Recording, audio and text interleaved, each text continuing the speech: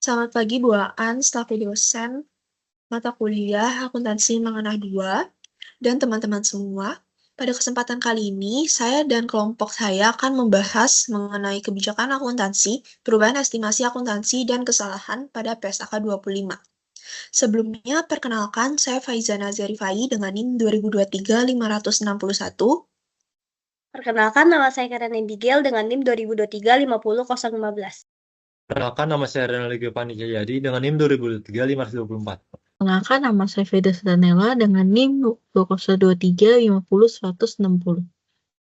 Perkenalkan, nama saya Clarissa Priscilla Silaban dengan NIM 2023-50184.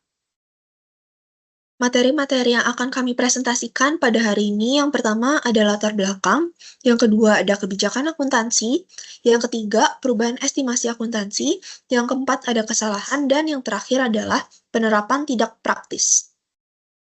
Pertama-tama saya akan membahas mengenai latar belakang.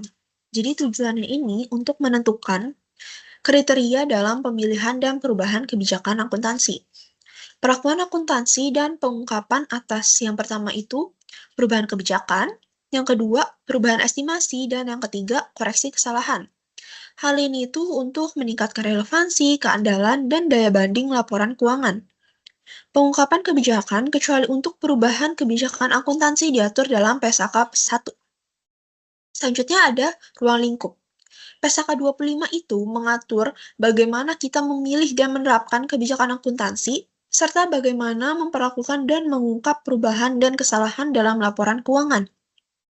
Yang pertama itu ada penerapan PSAK 25. Hal ini itu meliputi, yang pertama, pemilihan dan penerapan akuntansi. Artinya, perusahaan harus memilih kebijakan akuntansi yang sesuai dan konsisten. Jika ada kebijakan yang lebih relevan atau andal, perusahaan bisa melakukan perubahan. Yang kedua itu, pelakuan akuntansi untuk 3 hal penting.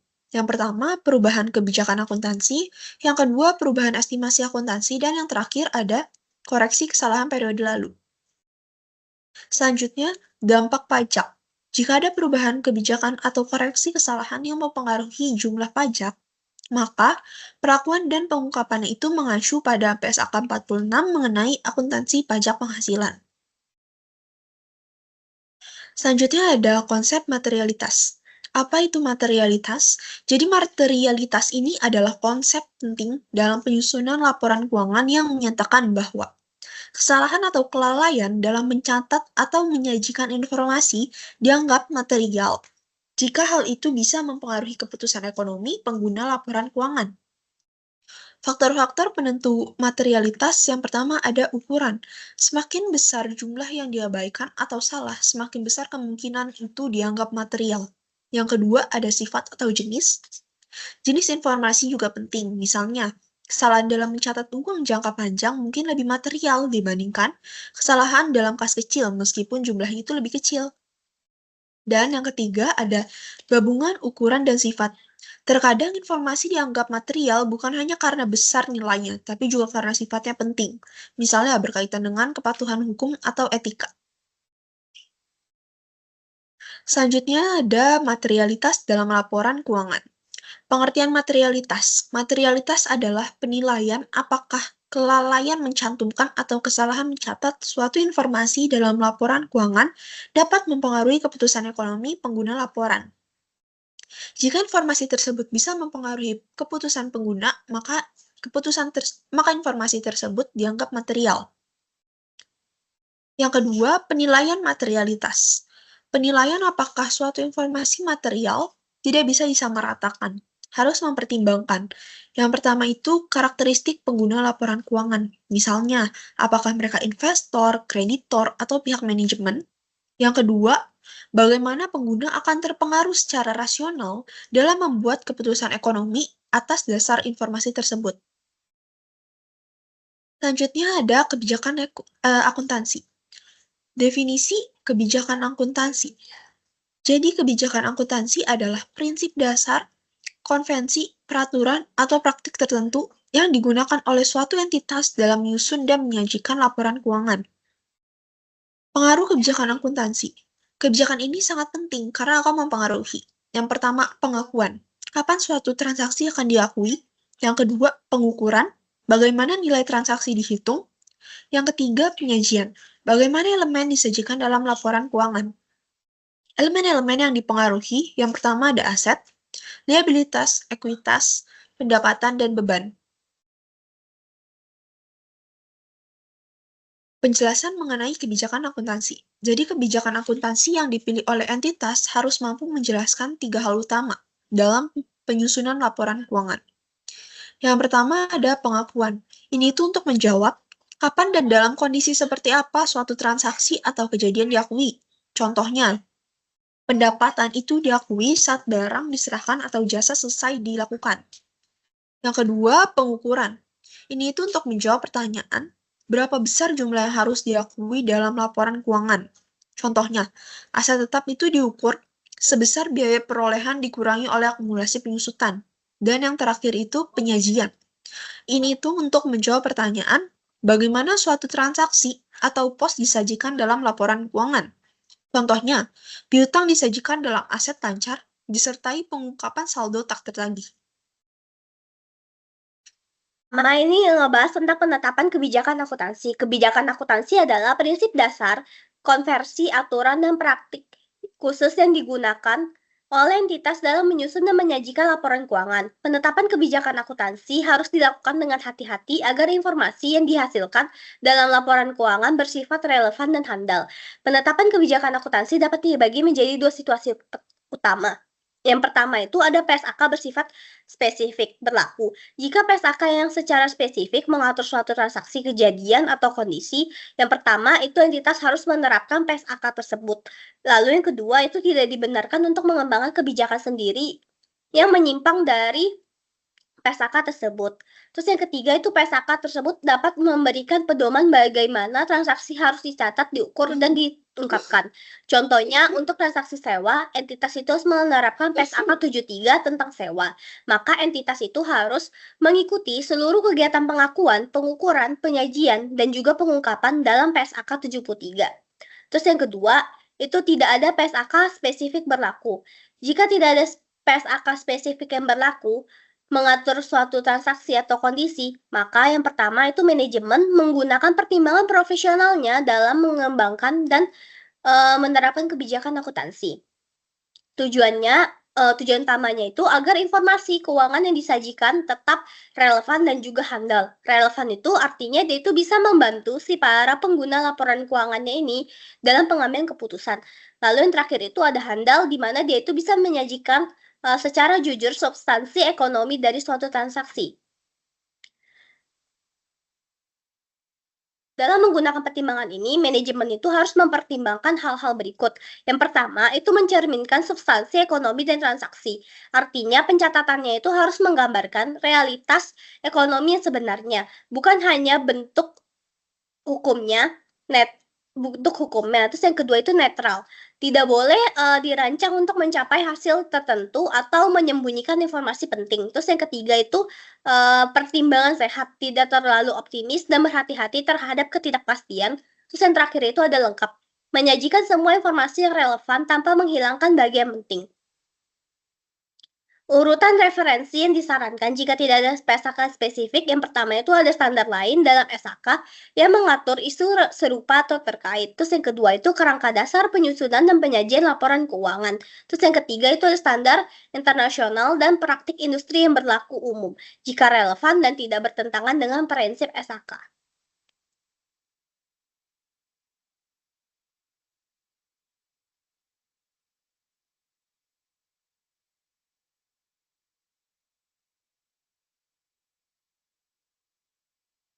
Nah, di sini tuh selanjutnya ada pertimbangan dalam penerapan kebijakan akuntansi.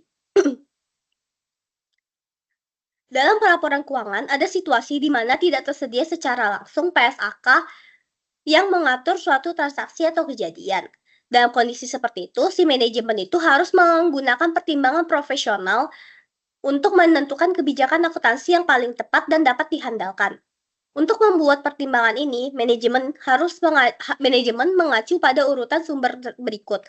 Yang pertama, itu ada persyaratan dan panduan dalam PSAK yang berhubungan dengan masalah serupa atau terkait. Langkah pertama adalah menelusuri PSAK yang sudah ada. Meskipun PSAK tersebut tidak secara langsung membahas transaksi tersebut, tetapi mengatur transaksi serupa atau berkaitan. Manajemen dapat menggunakan prinsip-prinsip dan panduan dalam PSAK tersebut sebagai dasar dalam membentuk kebijakan akuntansi. Contohnya, jika suatu transaksi digital baru tidak secara khusus diatur, namun ada PSAK yang membahas transaksi serupa di sektor lain, maka PSAK tersebut bisa dijadikan referensi. Yang kedua itu ada definisi, kriteria pengakuan, dan konsep pengukuran dalam kerangka dasar penyusunan dan penyajian laporan keuangan. Jika PSAK tidak memadai, manajemen mengacu pada KDPPLK, yaitu kerangka konseptual yang menjadi dasar dari seluruh standar akuntansi. KDPPLK ini memuat yang pertama ada definisi elemen laporan keuangan. Isinya itu ada aset, liability, penghasilan, dan juga beban. Habis itu ada kriteria pengakuan. Kapan suatu elemen diakui dalam laporan keuangan. Terus yang ketiga itu ada konsep pengukuran metode seperti biaya historis, nilai wajar, nilai kini, dan yang lainnya.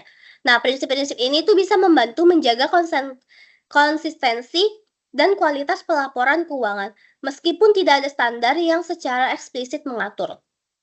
Terus yang ketiga itu standar akuntansi juga, manajemen juga menggunakan yang ketiga itu ada yang namanya standar akuntansi terkini dari beban penyusun lain yang mengacu pada KDPPLK yang sama. Jika PSAK dan KDPPLK belum cukup, maka si manajemen itu bisa melihat standar internasionalnya. Contohnya itu kayak IFRS. Nah, atau standar dari badan lain. Asalkan standar tersebut itu sudah mengacu pada kerangka dasar konseptual yang sama dengan KDPPLK. Contohnya itu IFRS yang sudah lebih maju mengatur suatu topik bisa dijadikan rujukan oleh manajemen di Indonesia, asal prinsipnya itu sejalan sama KDPPLK. Yang keempat itu ada literatur akuntansi. Jika cuan di atas belum mencukupi, maka manajemen boleh merujuk pada literatur akuntansi seperti yang pertama itu ada buku-buku akuntansi profesional. Yang kedua ada artikel dan jurnal akademik. Yang ketiga ada panduan praktik dari lembaga akuntansi profesional. Literatur ini tuh bisa membantu memberikan sudut pandang teknis atau studi kasus, namun tetap harus konsisten dengan prinsip PSAK dan KDPPLK. Yang kelima itu ada namanya praktik akuntansi industri yang berlaku. Nah, manajemen itu juga dapat mempertimbangkan praktik umum yang sudah lazim dilakukan di industri yang sama. Nah, praktik ini sering kali berkembang dari kebutuhan operasional dan telah diterima oleh para pelaku industri. Namun penting, praktik ini tidak boleh bertentangan dengan prinsip-prinsip dasar dalam PSAK dan KDPPLK.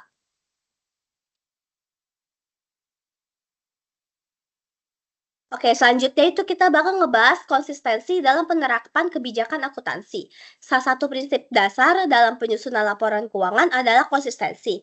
Nah, konsistensi ini tuh penting karena untuk memastikan bahwa informasi keuangan yang disajikan oleh suatu entitas dapat dibandingkan dari periode ke periode, sehingga memberikan keandalan dan keterbandingan bagi para pengguna laporan keuangan. Entitas wajib untuk memilih dan menerapkan kebijakan akuntansi secara konsisten. Untuk yang pertama itu transaksi, yang kedua ada peristiwa, terus yang ketiga itu kondisi lainnya yang memiliki sifat atau karakteristik yang serupa. Artinya, jika suatu transaksi dilakukan secara berulang kali dalam periode yang berbeda, maka metode pencatatan atau pengukurannya itu harus sama. Kecuali ada alasan kuat yang didukung oleh standar akuntansi untuk mengubahnya.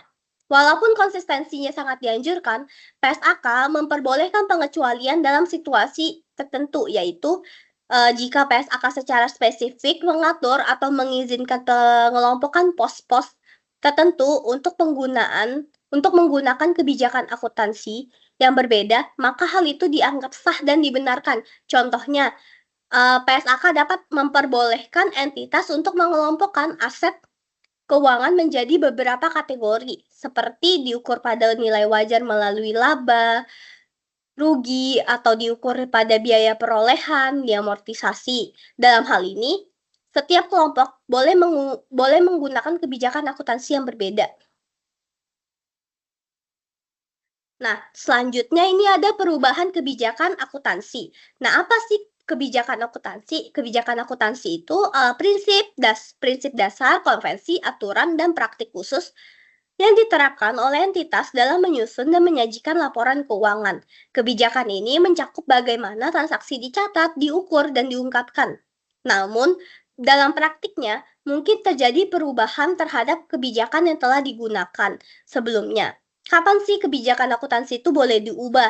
Nah, entitas itu nggak bisa sembarangan mengubah kebijakan akuntansi. Nah, perubahan hanya diperbolehkan dalam dua kondisi. Yang pertama itu dipersyaratkan oleh suatu PSAK.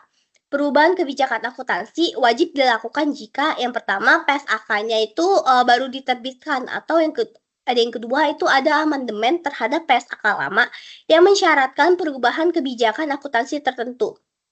Contohnya, jika PSAK 73 tentang sewa menggantikan PSAK sebelumnya dan menggunakan pengakuan aset dan liabilitas sewa, maka entitas itu harus mengubah kebijakan akuntansinya untuk mengikuti PSAK yang baru. Nah, yang kedua itu menghasilkan informasi yang lebih handal dan relevan. Perubahan juga dapat dilakukan secara sukarela oleh manajemen, asalkan perubahan tersebut yang pertama itu bisa meningkatkan kualitas informasi keuangan. Terus yang kedua itu menyediakan informasi yang lebih relevan dan handal mengenai posisi keuangan, kinerja keuangan, arus kas entitas. Contohnya, jika suatu entitas sebelumnya menggunakan model biaya untuk properti, investasi, tetapi kemudian beralih ke model nilai wajar, karena lebih mencerminkan nilai aktual dan kondisi pasar, maka perubahan ini dapat dibenarkan selama memberi informasi yang lebih baik bagi pengguna laporan keuangan. Meskipun perubahan diperbolehkan dalam dua kondisi di atas, secara umum pengguna laporan keuangan perlu membandingkan data dari satu periode ke periode berikutnya. Oleh karena itu, penerapan kebijakan akuntansi yang konsisten itu sangat tetap penting. Nah, di sini selanjutnya itu ada yang namanya bukan kebijakan akuntansi.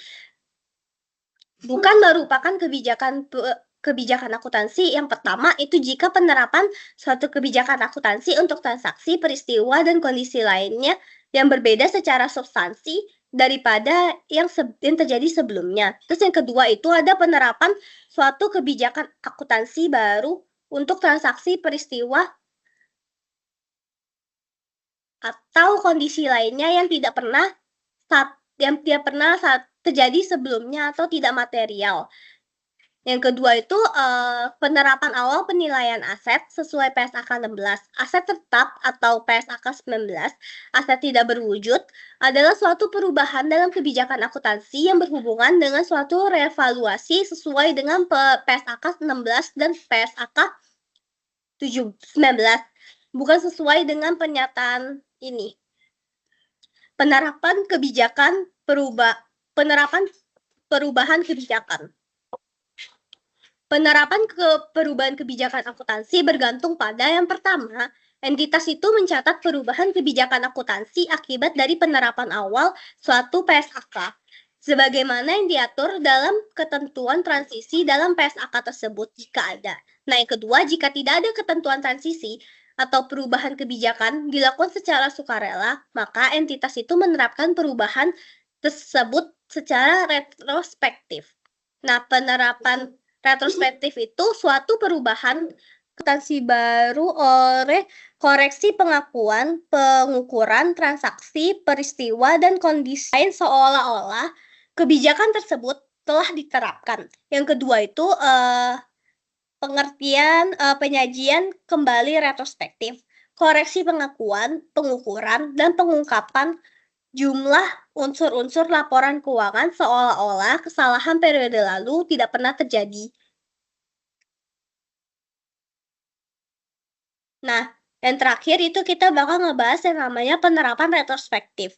Ketika perubahan kebijakan akuntansi diterapkan secara retrospektif, maka entitas yang menyesuaikan.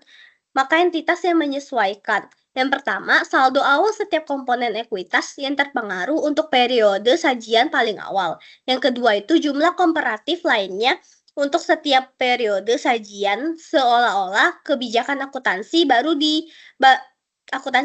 tersebut sudah diterapkan sebelumnya. Selanjutnya, ketika retrospektif tidak praktis. Ketika tidak praktis untuk menentukan. Yang pertama, dampak periode spesifik akibat perubahan kebijakan akuntansi dalam informasi komparatif. Maka entitas harus menerapkan kebijakan akuntansi baru untuk jumlah tercatat, aset, dan liabilitas pada awal periode paling awal, di mana penerapan retrospektif adalah praktis. Mungkin pada saat periode berjalan. Membuat penyesuaian saldo awal setiap komponen ekuitas yang terpengaruh untuk periode itu. Yang kedua, dampak kumulatif dari pada awal periode berjalan, penerapan kebijakan akuntansi baru untuk seluruh periode lalu. Maka entitas harus menyesuaikan informasi komparatif untuk menerapkan kebijakan akuntansi baru secara prospektif sejak tanggal praktis paling awal. Selanjutnya, pengungkapan penerapan awal. Yang pertama, judul PSAK. Yang kedua, bahwa setiap perubahan kebijakan akuntansi dilakukan sesuai dengan ketentuan transisinya ketika dapat diterapkan. Yang ketiga, sifat dari perubahan kebijakan akuntansi. Yang keempat, penjelasan ketentuan transisi ketika dapat diterapkan. Yang kelima, ketentuan transisi yang memiliki dampak pada periode mendatang ketika dapat diterapkan. Yang keenam, untuk periode berjalan dan setiap periode lalu sajian sepanjang praktis, jumlah penyesuaian untuk setiap item laporan keuangan yang terkena dampak LPS dasar dan delusian. Jika PSAK 56 diterapkan atas entitas, maka jumlah penyesuaian terkait dengan periode sebelum disajikan sepanjang praktis, dan jika penerapan retrospektif tidak praktis untuk suatu periode lalu tertentu, atau periode sebelum disajikan, keadaan yang mendorong ke keberadaan kondisi itu, dan penjelasan bagaimana dan mulai kapan perubahan kebijakan akuntansi diterapkan. Laporan keuangan periode selanjutnya tidak perlu mengulang. Selanjutnya, pengungkapan perubahan sukarela atau voluntary. Yang pertama, sifat dari perubahan kebijakan akuntansi. Yang kedua, alasan kenapa penerapan kebijakan akuntansi baru memberikan informasi yang andal dan lebih relevan. Yang ketiga, jumlah penyesuaian untuk periode berjalan dan setiap periode lalu sajian sepanjang praktis. Penyesuaian untuk setiap pos laporan keuangan dan yang terpengaruh, dan penyesuaian LPS dasar dan delusian. Yang keempat, jumlah penyesuaian yang terkait dengan periode sebelum periode tersebut disajikan sepanjang praktis.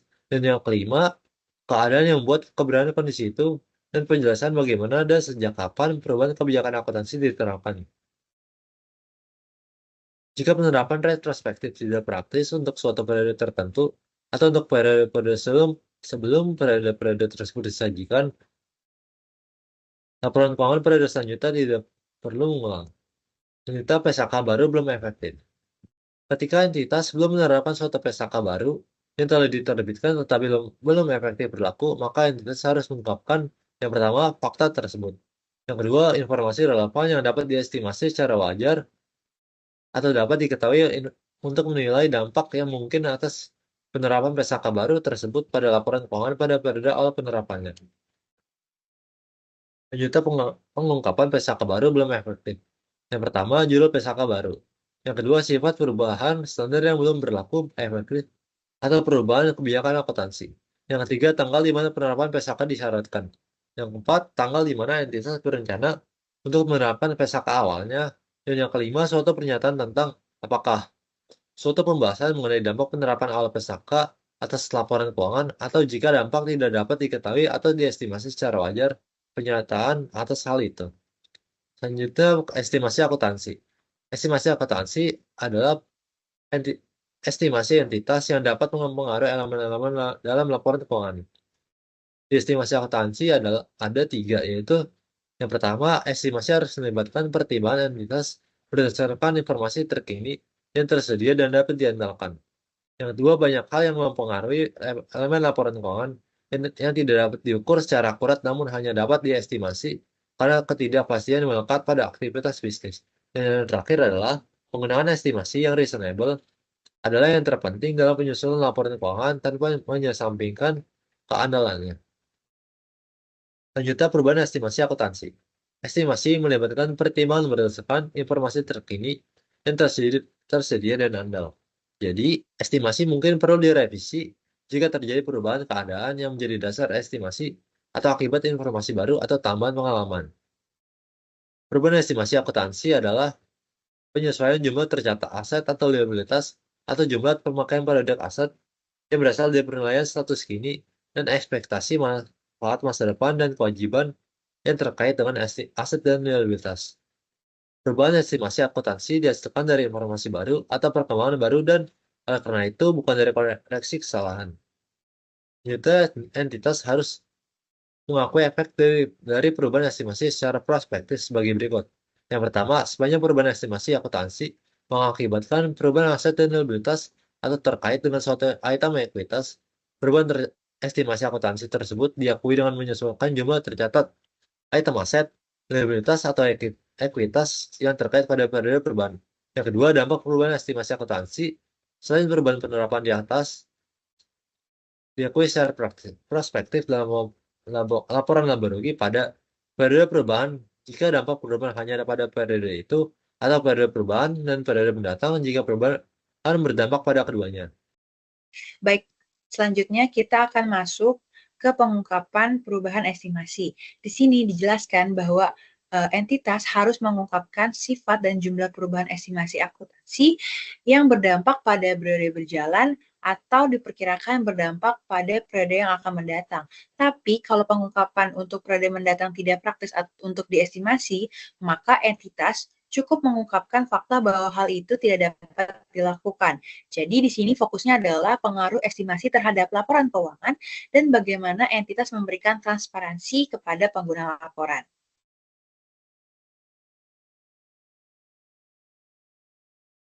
Nah, kita lanjut ke bagian kesalahan. Kesalahan bisa terjadi dalam pengakuan, pengukuran, penyajian, atau pengungkapan unsur laporan keuangan. Jika mengandung kesalahan yang material atau bahkan yang tidak material tapi disengaja untuk mencapai tampilan tertentu, maka laporan keuangan dianggap tidak sesuai dengan PSAK.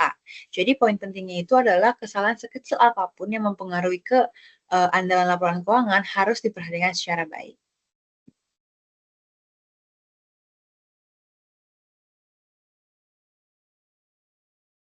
Nah, selanjutnya di sini itu dijelaskan bahwa kesalahan periode lalu mencakup kelalaian atau kesalahan dalam mencatat laporan keuangan pada satu atau lebih periode sebelumnya. Hal ini bisa timbul dari kegagalan menggunakan atau kesalahan dalam menggunakan informasi yang seharusnya tersedia dan andal. Nah, kesalahan ini bisa berupa salah hitung, salah menerapkan kebijakan, salah tafsir fakta, maupun kecurangan.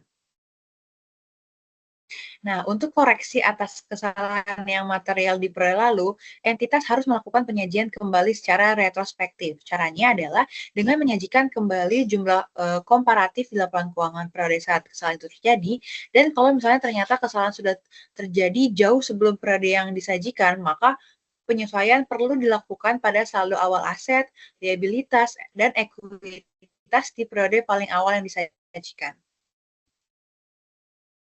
Namun, kadang ada situasi di mana penyajian kembali secara bisa dilakukan. Misalnya saat entitas tidak bisa menentukan dampak kesalahan di suatu periode tertentu atau tidak bisa menghitung dampak kumulatif seluruh periode. Nah, dalam hal seperti ini, maka entitas itu cukup menyajikan secara prospektif, yaitu dimulai dari paling awal yang memungkinkan secara praktis. Nah, saat mengkoreksi kesalahan periode lalu, entitas wajib mengungkapkan pertama itu sifat kesalahannya. Yang kedua, jumlah koreksi setiap periode sajian, baik untuk pos laporan keuangan maupun laba per saham. Nah, yang ketiga, penyesuaian pada awal periode sajian paling awal. Yang keempat, jika penyajian kembali retrospektif tidak praktif, harus dijelaskan keadaannya, serta bagaimana dan sejak kapan kesalahan telah dikoreksi. Nah, suatu penyajian ulang dikatakan tidak praktis jika pertama itu tidak bisa ditentukan dampaknya. Yang kedua, membutuhkan asumsi tentang maksud manajemen masa lalu. Yang ketiga, memerlukan estimasi signifikan yang tidak dapat dipisahkan secara objektif dari informasi lainnya. Bahkan setelah upaya yang wajar bisa dilakukan, jika entitas tidak bisa melakukannya, maka entitas boleh tidak melakukan retrospektif dan cukup menjelaskan alasannya saja. Nah, PSAK 25 ini berlaku efektif untuk tahun buku yang dimulai pada atau setelah tanggal 1 Januari versi tahun 1994. Nah, hal ini menjadi dasar penerapan seluruh kebijakan, perubahan estimasi, dan juga koreksi kesalahan sejak tanggal tersebut. Baik, materi selanjutnya akan dijelaskan oleh teman saya.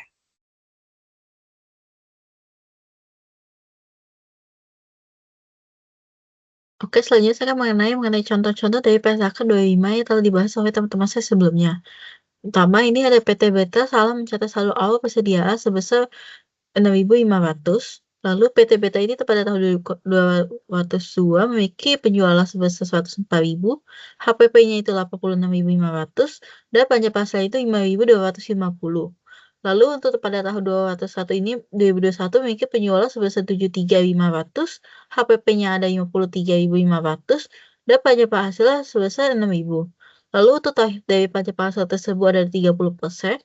Lalu untuk modal saham sebesar 5.000 dan tidak memiliki komponen ekuitas lainnya, misalnya saldo laba, dan saham tersebut tidak diperdagangkan secara publik.